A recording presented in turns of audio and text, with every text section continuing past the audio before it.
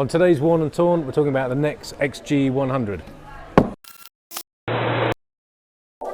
So the reason I chose the XG100 from Nexx is I actually really wanted a Ruby Castell, but I'm not French enough or famous enough to have been given one and couldn't afford the €1,000 price tag or whatever they are. So I went for this inexpensive Nexx, which I was a bit dubious about. It's a pretty low price point, 189 quid, but how good can it actually be? Well, I really like it. Inside it feels really good. It fits just like my Arai, and I'm a medium in an Arai. It's got loads of padding around the cheek, and it sort of squishes your cheeks a bit like a race car lid. The lack of vents mean it's really nice and quiet.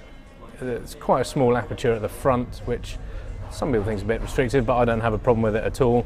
I'll happily forego that for the thick chin bar, which I just think looks really meaty. Primarily I've been using them for racing, so I race in the UK flat track series, the DTRA, and I wanted something a bit different from the MX lid and goggle combo that everyone else was using, and at the time no one had this helmet, so I thought I'd give it a whirl. Put some tear-offs on. This Devon colourway actually matched the DTRA number boards from last year, so I really enjoyed that. As you can see from this one, it's taken a few hits, so I wrote this one off. Bought another one. I really have tried and tested them. This is one that actually did save my bacon. I crashed hard about this time last year at the start of a race. I was out cold for 5 minutes after a big high side. They fired up the air ambulance. Luckily I didn't get to use it, although I would have quite liked to gone for the ride. But I keep going back to them just because they're really good, and I feel safe and secure in them. And as far as I'm concerned, style is important, but feeling safe is really what crash helmets are all about.